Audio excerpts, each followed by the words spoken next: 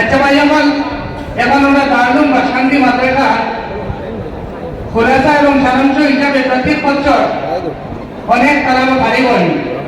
এই বছর আলহামদুলিল্লাহ 138 জন তালাবারে বাবরি প্রদান করা হইব।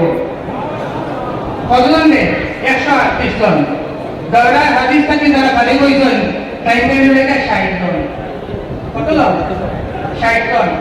তারা টাইটেল কাজ করে নিয়েছেন আলহামদুলিল্লাহ।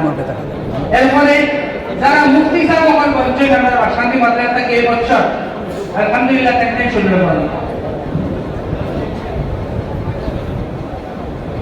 এমন অবস্থায় তাফসীর থেকে যারা ভারী হয়েছেন মুফাসসিরিন বনিয়া টাইটেল লেখা 8 জন।